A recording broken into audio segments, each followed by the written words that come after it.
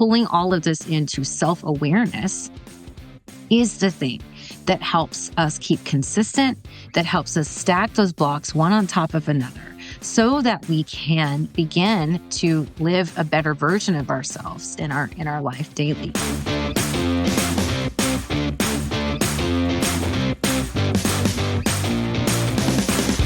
Welcome back to the TrustBuilt Podcast. I am your host, Alan Bennett, and today we've got a phenomenal guest. Amanda Horn is here to share not only her personal story, which is very moving and very motivating, but also the work that she's done because of her personal journey. Welcome to the show, Amanda. Hi, Alan. Thank you so much for having me. You know, there is the way that we met, as we were just talking before the recording, is I actually met your mom first because we were trying to figure out how to get into the building where you were giving your TEDx talk. So I want to talk first, or at least ask you to share your TEDx talk about what the talk was about, and then we'll get into what your life has been like after this event. So yeah, if you would, introduce yourself and talk about that TEDx speech that you gave. Well, thanks, Alan. So again, my name is Amanda Horn, and I've been in Northwest Arkansas about almost 5 years now, moved here because of family. And through my connections in the professional community, which I'm a part of, which we can talk a bit about in a while, I was invited by someone on the TEDx Fayetteville committee to give a talk, and she, wasn't sure what I was going to talk about. But this was a young woman who I have been privileged to mentor a little bit through our professional affiliation, and she asked me to speak. And she said, "Whatever you talk on, I know it will be inspiring," which was a huge compliment. And given the opportunity, and actually it was really wonderful timing because I had just exited a previous position and was at a yet another crossroads in my life. And it gave me an opportunity to really reflect on where I've been over the course of my adulthood until today. And so it's something I think about a lot. It's a very personal story. And I've been contemplating for the last few years, as I am now solidly in middle age, how we, begin to meld these paths of our life, the professional, the personal. For me, that's also the spiritual, the practical, where those paths converge. And that was really the inspiration for my TEDx talk, which was called How to Rise with Grace. And I was reflecting on the falls that I've taken in my life. I have, because of just how I'm wired and my personal journey, I've actually experienced a couple of rather cataclysmic physical falls, actual falls. I started that talk by recounting a story about rock climbing near San Francisco, the San Francisco Bay Area, when I was in my 20s. And, I was not a rock climber. I was a performer at the time. So I used my body as my livelihood. I had been on stage most of my life, and it was a comfortable spot for me. It wasn't the path I thought I was going to go in my professional career, but it was something that was true to my heart and a great way to spend my 20s. So anyhow, I went rock climbing with some friends. I fell because I got a little ahead of my skis, as they say. I thought I was invincible. And then I was rendered completely motionless from being in a place where motion and movement was really my language. And that caused me to clearly have to reflect and pause.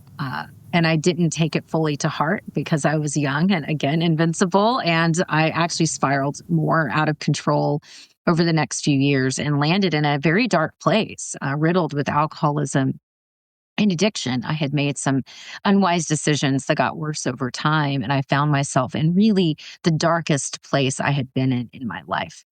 And there are many parts in between, which I didn't get into in the talk, which kind of went up and down as any life journey does.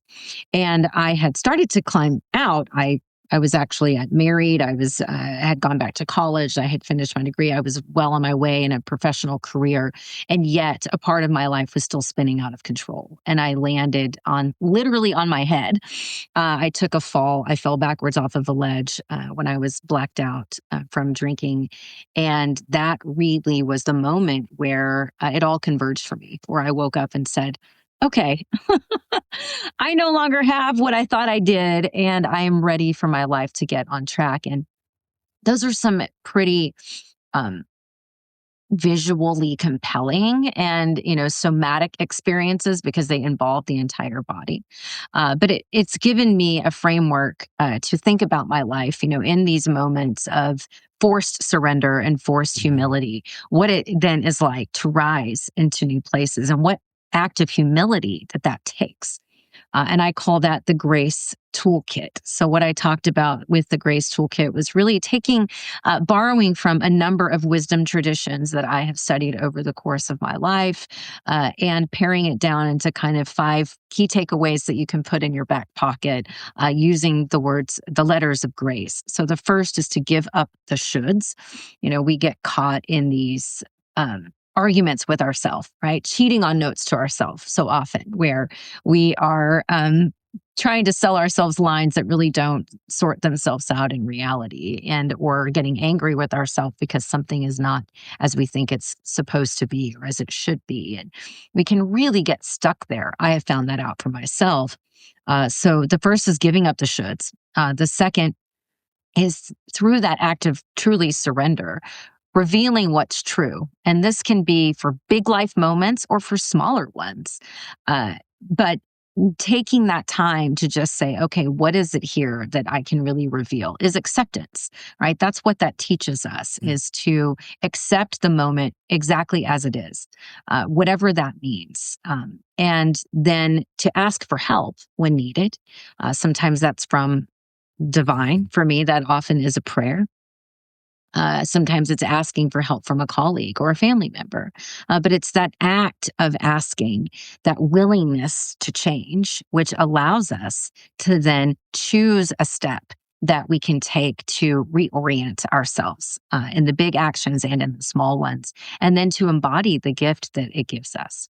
So that's a toolkit that I've developed as I've applied these big moments, but also the smaller ones. I was just walking the dog yesterday and I used this GRACE Toolkit for something, really a small thing, just a little morning routine shift that I want to make right now because I'm doing something that hasn't been serving me and I want to change that one action, right? So it can be something very small, these small acts of self-sabotage that sometimes we find ourselves in too frequently, I must say. And it's like, wait, why did I just do that? Why am I continuing to do this bad habit over and over again that I no longer want to do? And again, that just helps us on our journey get better and better every day. And for me, really, that's what it's about. So that was the nature of my talk. And I think, I think a lot about falling. We all fall, right? Whether that's a physical fall, hopefully most of us don't have that. Sometimes those are falls that are by our own choosing. And oftentimes they are just falls when life hits us, the death of a loved one, a sudden job loss, a relationship that has all of a sudden collapsed. There are many different forms that falls take. And wherever that finds or lands us, we have to find our way through that if we want to survive and then thrive, right? Or flourish, which is a word I'm really loving these days, which I think is more holistic than just thriving. It's actually flourishing, because I believe that we can do that. It takes actions, and no matter what life deals us, it's all subjective. Sometimes the biggest things can feel like something small to other, and we can compare ourselves to other situations, but that doesn't really serve us at the end of the day. Because it's what you were experiencing defines your reality, right? Our perception is reality. And so sometimes we just have to change our glasses, as I like to say, inspired by a great children's book. Pete the cat. Pete the cat had rainbow glasses that he was putting on and changing one day. And I'm like, I love that metaphor because it really is what it's about. And I believe that if we can practice these tools, practice these skills over time, we can actually intervene before we completely crash. We can start to identify whenever things are getting a little bit out of line, particularly the ones that are solidly within our control. Not the things around us, which we can't control. Those are going to hit us regardless. But it's about building resiliency so that whenever life does sweep us off our feet, we are able to pick ourselves up again.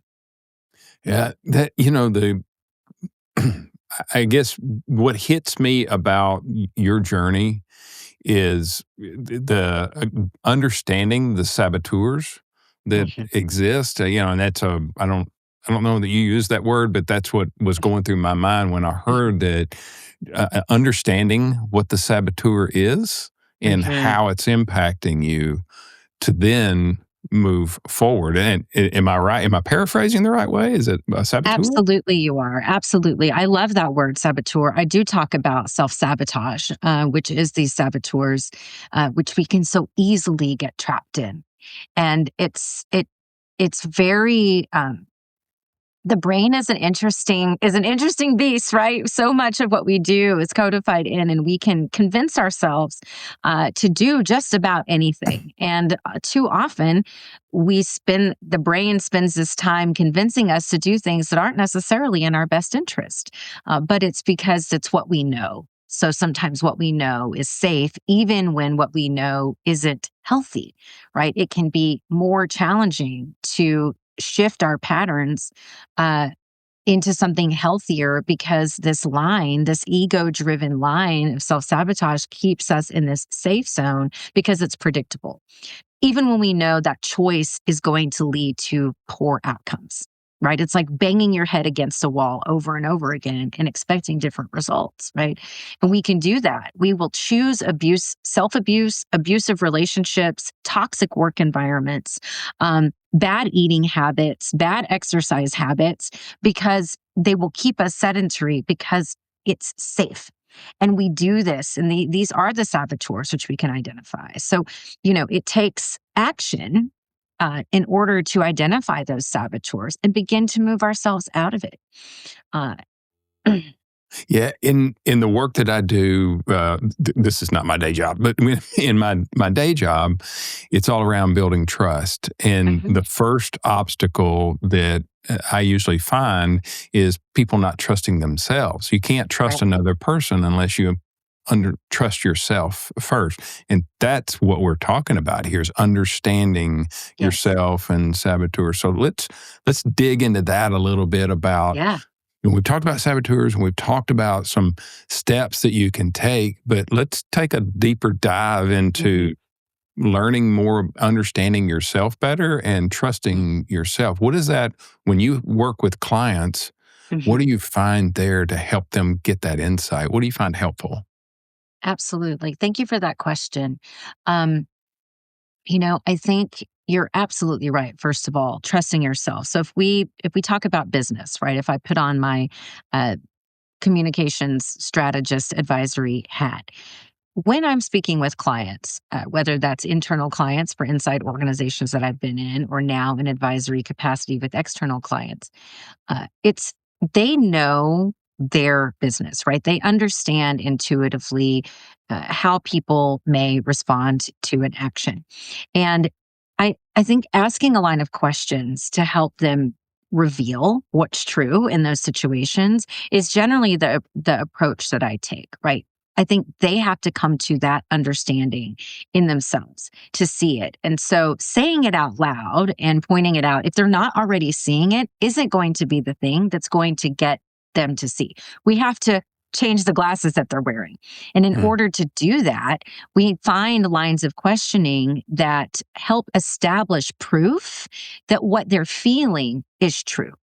And so sometimes it's having that reflected back to you so that you can say, well, I've asked you, 5 questions that all show the same answer. And yet you're telling yourself that it's the opposite. Which one is more likely to be true? And so it's spinning that back in so that they can see it. And sometimes that is, I have found over the course of my career and helping executives make these decisions, Sometimes it's, for positive decisions, right? Things that they intuitively know is going to be true or right, but maybe practicality or some other voice in their head or some other voice in the boardroom is telling them the opposite, even though they know what they need to do. And sometimes it is actually to reroute from a decision that they know it actually would not be a good one, but they have convinced themselves for all of these different reasons that it would be. And it's finding the opposite side of that. But really what it is to help them tie into their intuition and understand from their years of their expertise from being in the business for as long as they have, or a number of years, or looking at the data. Sometimes it's looking at the data to help them also see and understand. That is how we can draw that out of them, right? It's that revelation that comes with the mirror. And when I'm working with people on the personal development side, right? Modern, through my yoga practice and through being a modern mystic and intuitive healer, it's going down beneath the surface to help reveal what's true so that people can get out of the way of the negative self-talk, which can often happen in the head, or these other voices or the things that we hold on to go a surface down and help reveal what's true. And that either way, it is about learning to trust. And, in that practice, it's also, for me, I find it's inextricably linked when we talk about trusting the self, is through a spirit of discernment to also trust that which is greater than ourselves, driving us forward.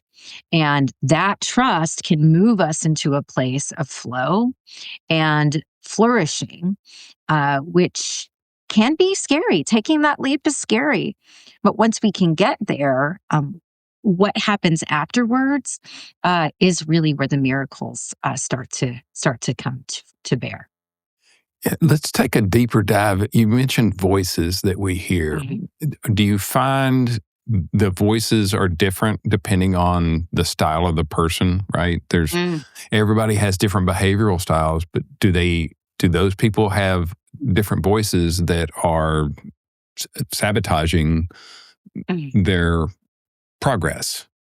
Yeah, absolutely. I think a couple of practical examples I can give. I think I will just draw, if you'll allow me to, into the world of people dealing with alcoholism or addiction, because I don't do that in a formal way, but it is something that I've experienced. So through programs that I'm involved with, I've helped people. I also have family members that I help through this, right, using these learned practicums. And a lot of those voices I see, it's the rationale, right? The rationalizations. And you can fill in the blank with any bad habit, for example, that intuitively no longer serves you. But because we are reticent to give that up, we will buy into the rationale that hits in our head. Well, it's only for today. Well, it's a special treat. Well, I need to celebrate. Well, I'm upset about that thing, right? We can fill in that blank so many reasons. And whether that's, saying, I really don't need to eat this chocolate cake right now because I'm pre-diabetic, but I had a hard day at work, so I need to celebrate. Right? That's like a very practical way of thinking about it. And we see that same thing with the alcoholic. We see that with people who are experiencing overwork. It's those rationales, right? Which we want to be rewarded. We want to tell ourselves that we do this thing because we like doing the thing, even when the outcome isn't what we actually experience and enjoy. But we forget that. We have these short-term memories. So we forget what happens on the other side. We forget that we're going to feel bloated, disgusting, sedentary, hungover, whatever it is, right? We forget that action that we might take is going to send us into a tailspin, and then we're picking ourselves back up again, and then we're beating ourselves up, and then we're back into the cycle all over again. So the rationalizing voices, I think, are the ones that often are the loudest. And then we'll see it on the other side too. I think other people, depending where you are falling and the issues that you're struggling with, maybe you're, a person that you're all together, like these aren't your issues. But then we get into these perfectionism voices. So often the perfectionism voices are telling us that we're not good enough, that what we've done today isn't enough, and that we have to do more. This is something also that I've struggled with, right? It's on both sides because we get into this and it's like, oh, well, this day doesn't look like I think it's supposed to be. Therefore, we're just going to, it's a wash. We're going to start over again rather than understanding that it's these micro movements that you can take through the day. Maybe your morning wasn't perfect the way that you thought it should be. Maybe you didn't have an hour or 30 minutes for the exercise needed, right? It's unpacking those things, which again are another way of self-sabotage to say, well, you know what? Today I have 5 minutes and I'm going to walk around the block with my dog. Or I have 2 minutes and I'm going to take a grounding prayer and a little breath. It doesn't have to be, this long drawn out thing. So it's unpacking these perfectionism and rationalizers, which I find to be two of the loudest voices that impact almost, 95% of the people that I encounter. Yeah, and I want to dive into this perfectionism thing. Mm-hmm. Do you see that perfectionism, I guess in a way to unpack that, is it more that they hate making mistakes, or is it maybe more that they just, I guess it's a fear of mistakes or fear of being wrong, or is there something else to that? That's a really good question. I think it can be a mixture of those things, right? I think it can be, oftentimes I believe that, this, especially with perfectionism, it is deeply encoded, right? Deeply encoded, from our childhood, right? From our earliest core memories. And sometimes it's what you come into the world with, right? So we have, our personalities, what do they say? Nature versus nurture, right? So you come in with certain personality types that are more prone to perfectionism, I think, than others. And then it's what gets encoded in your deepest core memories. And we can go through our life like that, right? Where it's like maybe when you were a child, what you heard, whether or not that's what was being said to you, but what you heard was, it's not good enough. You need to do better. And if you don't, I will not love you as much, right? Or I will not see you, or this will not be, our family will fall apart, for example. Like there are many different ways that that can get encoded in you, but it gets encoded at an early age. And usually it's not intentional on the parent's part, right? They're also just messy people trying to make their way through a messy world, right? Which we don't see that, but it's true. And so when we carry that through all the way into adulthood, we don't recognize sometimes what it's doing that's informing us, right? We can move through our life and continue finding ourselves in these moments of frustration because we haven't unpacked what's actually going on beneath the surface. And so it's really stopping and saying, what is this that's making me hold on to this, right? And I think some of it is self-querying. Like if I make a mistake, what's the worst thing that will happen, right? What is true? Again, we come back to that GRACE Toolkit, revealing what's true. Like I shouldn't have sent that email out with the wrong date. I shouldn't have signed that contract. It was the wrong thing to do. I shouldn't have been in business with this person. Well, none of that matters if that's the reality that you then find yourself in. So when you can reveal what's true about that, right? It's like, well, what's the worst that will happen? So again, catching it before it happened, right? If I make a mistake on that story, what is the worst thing that can come out of this, right? And really being able to get actually real about that list and understanding what the gravity of that impact is. And then, then we can decide where do I need to focus my attention on, and understanding what's going to be worse. Sometimes being done is better than not being done at all, right? Depending on what the situation is. And I'm not going to speak in a blanket approach because it's different for different situations.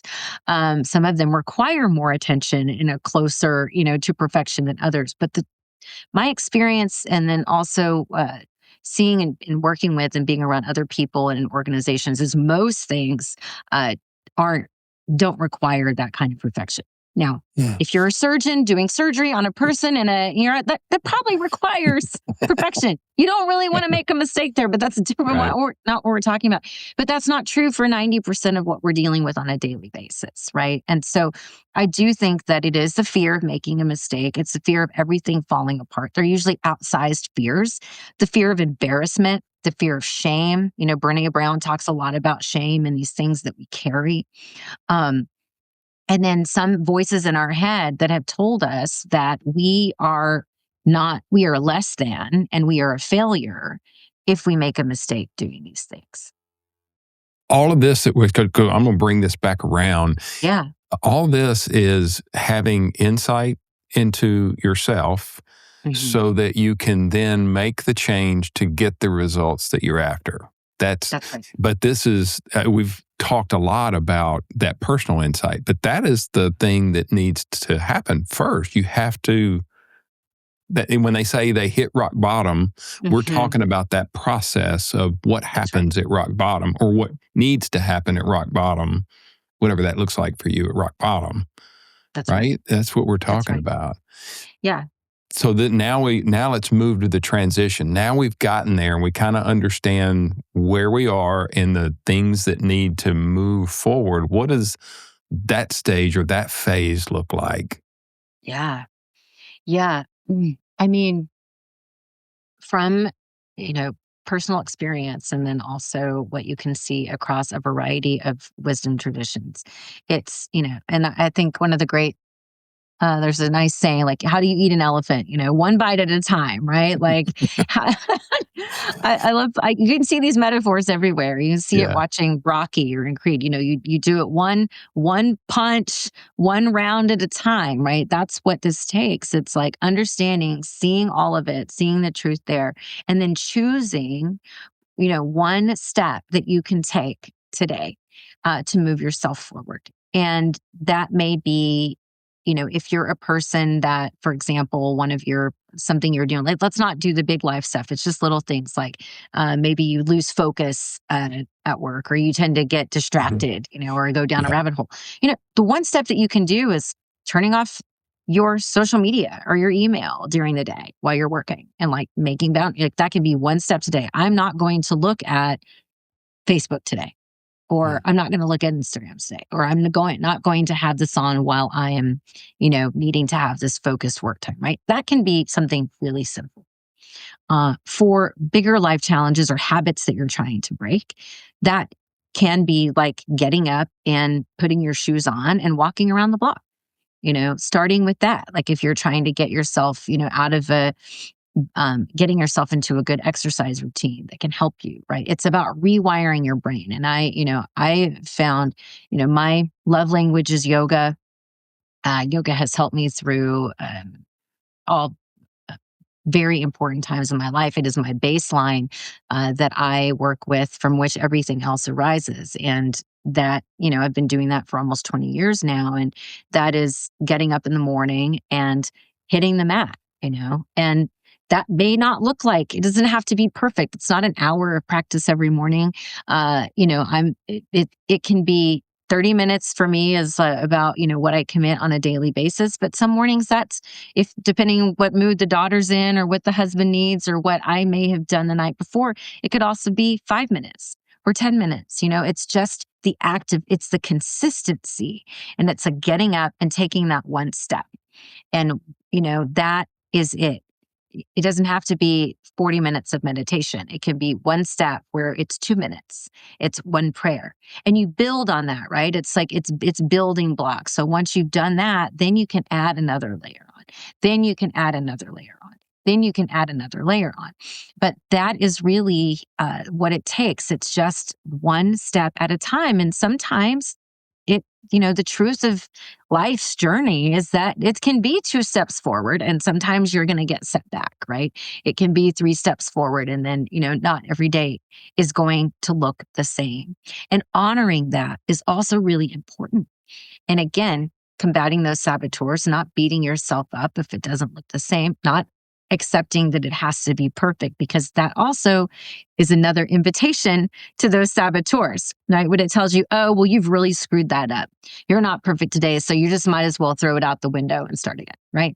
We do that so easily and blindly without thinking about it. So you're right, Alan, that pulling all of this into self-awareness is the thing that helps us keep consistent, that helps us stack those blocks one on top of another so that we can begin to live a better version of ourselves in our life daily.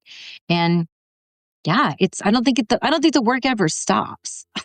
Yeah, I want to take a step back and talk about the Yeah. work. All right, so Mhm. that triggered me to what you said a minute ago when you said the work never stops. And a minute ago, you brought up, I think for the second or third time, about yoga, which I Mhm. think is fantastic. And for me, I'm all about healthy nutrition. Mhm. And people say, well, I'm 57 years old. How do you stay lean? How do you stay fit? And I said, well, it's real simple that for me, there's lots of things I do, but the most important things I do is the first thing I eat in the morning and the last thing I eat needs to be something healthy, whatever Mm. it is, whether it's an apple, banana, something that's not processed is the first thing I eat. And the last thing needs to be not processed. Now, the rest of the day, you can kind of work around that. Mhm. And what you're talking about with yoga first thing in the morning, yours is a mental nutrition. Mhm. Am I paraphrasing here? Is that Yeah. so you're doing the same process? You're filling your mind spiritually with Mhm. yoga. The first thing in the morning is not social media. It's not all this. It's something that's so talk Yeah. about that a little bit about why you Yeah. do yoga first thing. Yeah.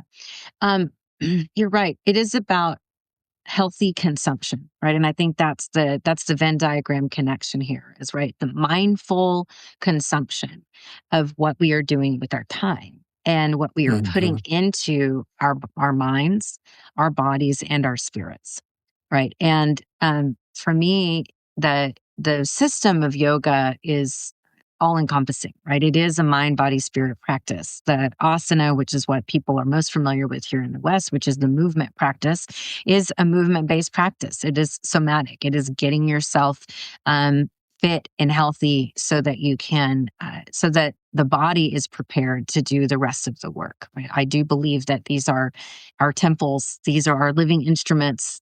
This is what we got to get through this life with. So, what we put into it and what we do with it matters. And that just can set the tone for the rest of the day. When we wake up, the first thing that we do is check our social media or check our email, or so that's going to immediately send us into our to-do list. Mhm. And that is going to already have our attention. And when it already has our attention, then all that other stuff that we've talked about, the self-saboteurs, this or that, all start to creep back in. That will be there in a moment. But setting ourselves up with a strong foundation will prepare us to deal with the onslaught that the day brings because we know that it will, right? We know that it will. It And is even an if you find onslaught. yourself, it's an onslaught. And even if you get up and you're like, oh, you're turning off your alarm and you happen to just like, there's a notification on your phone Yeah. and you check your email, that's okay. It's okay. It's also going, what am I doing? And stopping it and then moving yourself to the thing that you need to do, right? Um, it has become increasingly more Mhm. challenging in this busy world. We have way more distractions even than we did when I was a young adult or even a younger adult, right? Like a lot of this has happened in the last 15 years where it's really become, constantly being on. And that's a challenge. Uh, and yet, what we know to be true is the same things that have served humans over time. What I really love reminding myself is if you read wisdom traditions, which when I say wisdom traditions, it's because I I do subscribe to a few of them. And, I have already mentioned I'm a yogi, so I read a lot of yoga philosophies and the ancient texts and the modern texts of yoga.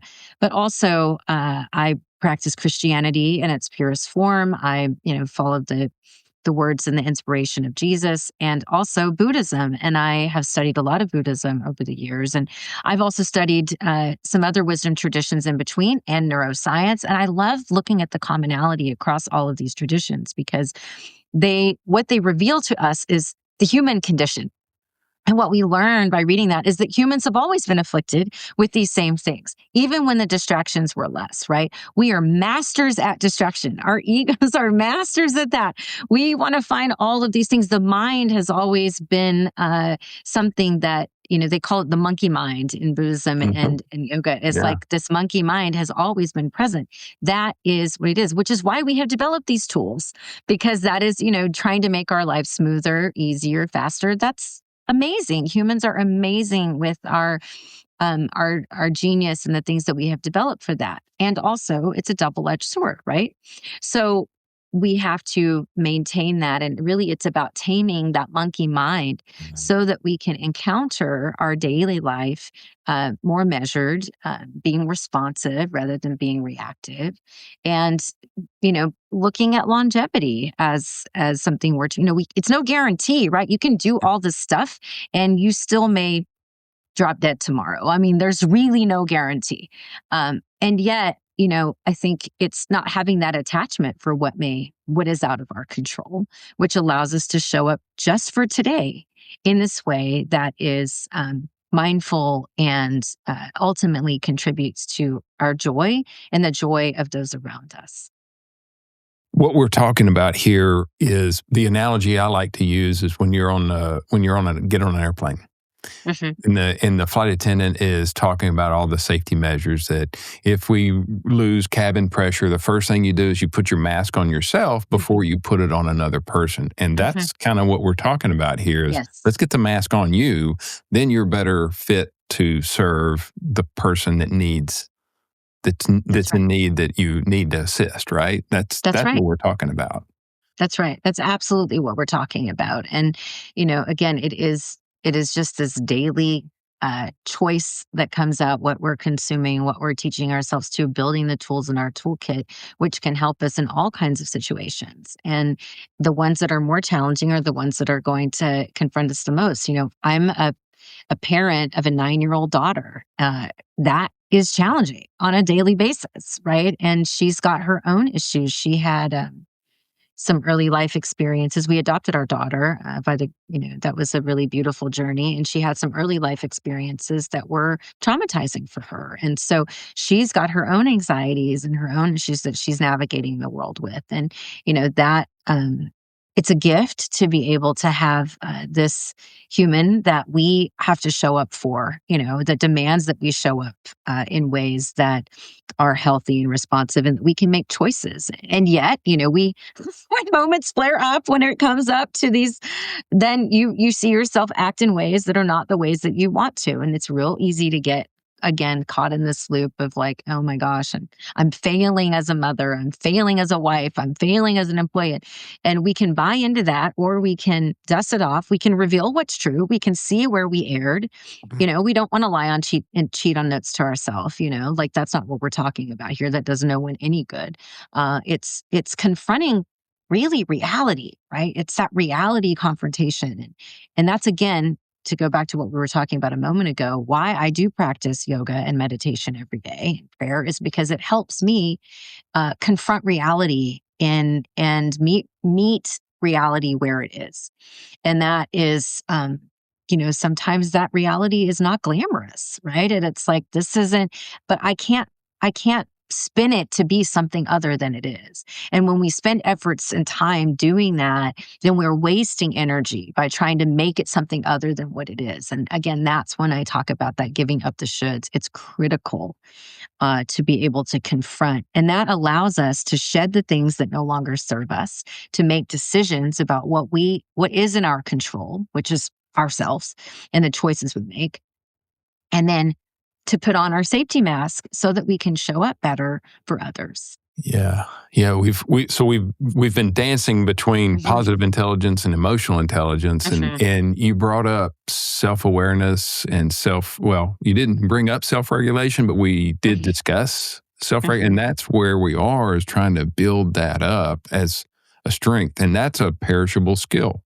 So if you stopped trying to improve self-awareness and self-regulation, they tend to go away, right? Absolutely, they go away. Absolutely. These are the things that fall apart quickly. We can go back to that sedentary baseline, what our sympathetic or our reptilian brain really likes to do, right? Which is like eat, consume and sit the sedentary, we get into that fight flight because that is at our baseline what does not take our conscious mind operating, right? That is where we are oriented in the world. It's this sympathetic fight flight. It's at we're encoded to that. So the stressors of the day, we are still primal animals in that regard, right? Like we don't recognize that, but that is often what it is. This is coming from a defense mechanism that is encoded into us. And so when we are not consciously thinking about or working on the higher mind, right? The rewiring of this and spending time in what we call that parasympathetic deregulation, where we can calm ourselves down, where we can signal to our subconscious mind that we are safe, that we are whole, that we are protected, that we are here, that we are safe. Then it's looking for these signals that tell us in our environment that we're not safe, right? Which is the things that cause us to freak out on the person who cuts us off when we're driving, or to let ourselves explode on the waitress at the restaurant because not anything that she's done, but because we've had a consistent stack of things throughout the day. And this was the final straw that just threw us over the edge, right? When we are in that constant fight, flight, and we're no longer tending to our vessels, then we are more likely to do bad habits, to get into those old systems, and also to react rather than respond. That's what happens. Do you find, and I'm going to pivot here just a little bit, because all of what we've been talking about and what you just said triggered this thought in me. I'll just be transparent. Let's just say you talk to somebody, like you're talking to me, and you say, okay, I can clearly see Alan he could use my help. Mm-hmm. But if I'm not ready for that, what could you do? And I'm not trying to put you on the spot here, but if I am struggling and it's obvious to you that there's a need that could help me improve my life, how can you help me see that? Because for me, that's hard to do. I can see, okay, that somebody's 400 pounds walking down the street eating a Twinkie. It's pretty obvious they need to make some changes in their life, but unless they're willing and able to make that change, they're going to keep doing that. So I guess I'm struggling with the question, but do you understand where I'm like, how can we help someone that doesn't understand that they don't know that life could be better. They've never had that better life. So they don't have the vision. How do we help them see that? I guess I know this is a big thought. This is a big brain. It's a really big thought. Yeah, no, it's a really good question. Yeah. I think that willingness is certainly a part of it, right? So I think everybody kind of comes to these different things in their own time, and some people never do, and I don't know. I honestly don't know the answer to that question, that how can we help someone see who isn't willing to see it? I think that I can draw on a couple of different experiences. So I have one client who, now she already is tuned into her life development, right? She practices yoga, she does this, and for her, she's like, I don't know what is there. I don't know what's going on, but I know something is amiss. Like it's this sense, right? It's just like this stirring inside of her that's just like, I'm not feeling the way that I want to feel, and I don't know what that is yet, right? So for that, that work that I will do with her gets into this like deep, what I call intuitive healing work, which really is a deep sort of meditation practice where I am literally kind of going in and helping see what we call, I don't just call it this, it's this work of what's called the medicine wheel, which is an inner compass inside everyone that we have that helps orient us in the world, right? So that's one. I think that work is often for people who are already like open to receiving things that operate outside of logic, that can suspend pragmatism. And then there is the other kind of side of advising, where if someone is reaching out, if someone is listening to your podcast, if someone is listening to these things, it's because a part of them is already seeking. They may not know what they're seeking for, but they are seeking. And what I have found is that they're usually seeking to I believe what we all are, and what the wisdom texts tell us, is that we are seeking for connection. We are seeking to connect, because when we're born, we get into this mind frame. We start to forget. It happens almost immediately in the world, right? We forget that connection to that which is bigger than us, that divine connection. And in fact, I was reading the other day. I don't remember which tradition it's from, but essentially it was a conversation back and forth about where God was going to hide. God's going to hide in the place where humans will never find him. And that's inside of each and every one of us, right? And that really, I love that visual representation, because often that is what it is. It's this unknowing sense of, what am I missing? And that's what we call this kind of God-sized hole that oftentimes we try to fill with all of these other things, and truly nothing outside of ourselves. Just like you talked about at the beginning of this episode, you have to trust yourself first. For me, that trust comes down to understanding that connection to source, that connection to the thing that is greater than you. And I think helping people who can't see that right in front of them understand how they come to that is really a line of, kind of these questions that just ask them that are self-reflective. Like, do you sense that you are feeling alone often? Do you sense that sometimes you feel alone even in a room full of other people? Do you, find yourself at the end of the day sort of restless, irritable, and discontent, right?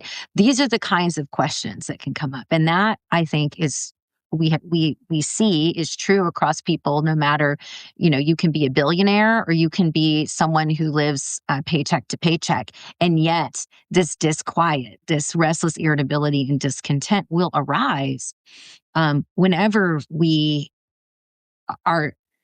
it starts to surface for us, that we become intuitively aware that we have lost that connection and that we are seeking to find it again. And I could keep going all day on this, but so I'm going to take you're teeing that up for me. So if people are resonating with this that we're talking about here, and they want to seek you and find you, sure. How do they find you? Well, right now, the best way is just to email me. And I think that's Amanda_T_Horn, HORN @outlook.com. I am working on getting a website and some other things launched, but that is the best way to find me. Also, you can I teach yoga at Be Well Studio in Rogers, owned by my dear friend, Allison Butler Kublanoff. And so you can also find me on Be Well, and I do intuitive healing sessions through Be Well Yoga. But my email will, whether you're looking at, you need consultancy work in your business, or whether you're seeking sort of this to go just deeper, or just want to have a conversation, email me and I'm happy to chat through it. Yeah. And then I'll let you know when I get my website up.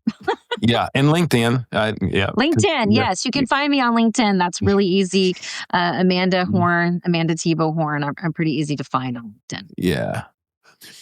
Well, I know we need to wrap up, and this has been fantastic. If one of the things that I always like to ask, and I'm not trying to throw a curveball here, but that's okay. I'm very curious as to one or maybe a couple of books that you have read or that you would recommend for somebody that is like, okay, I think this is something here, but I want to do a little more self-educating around this.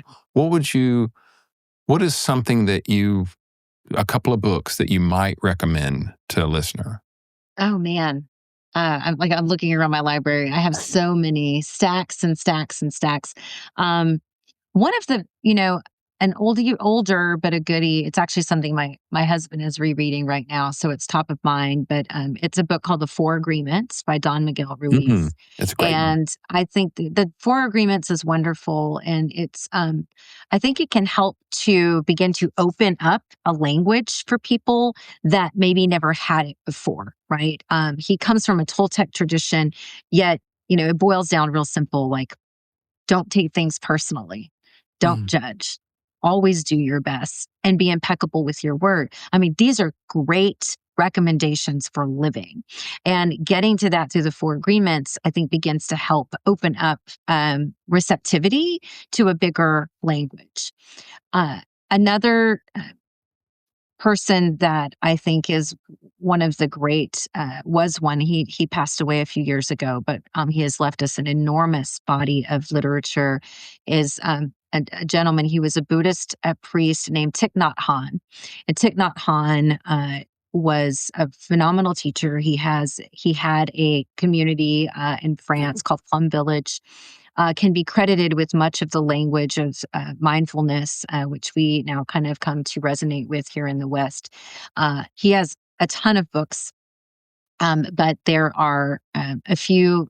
I think if you just look him up, he has some of the smaller ones that some of his first runs, and I'm escaping the title right now, but if you just look up Thich Nhat Hanh, there's a ton of books there, and almost anything you read by him is wonderful. But what his work does is, again, open up a language of really just breathing, these simple breaths of like breathing in and just thinking to self, I am breathing in, breathing out, I am breathing out, breathing in, I smile, breathing out, I release. Like, these are very simple encoded somatic things that can help you begin to approach. If you don't even know where to start with this breathing, I think that can really help you in. And then I'm going to go one more outside of books. There's a tool that I love dearly. It's an app. It's free to download. It's called Insight Timer. That's INSIGHT. Insight Timer. It's a free app. And it is an enormous library of tens of thousands of free meditations and guided talks and courses that from every tradition you can imagine. There are Christian tradition. There are some really wonderful priests and monks on there that I follow that I think have this really beautiful language of bringing things together. There are mindfulness teachers, Buddhist teachers, Jewish rabbis, you name it. It's every tradition is covered. There's music. There's just a timer. If you want kind of a tool in your back pocket, I recommend Insight Timer. It is a wonderful, wonderful device, and it can really help people open up into this world in a very approachable way. Oh, that's fantastic. Yeah, I'm going to definitely look all of that up. Yeah. As my wife says, you need help. So this has been great. Thank you. Thank you. Thank you for being on the podcast. Yes, it's been my pleasure. It's really been a great conversation. So thank you for asking me. You bet.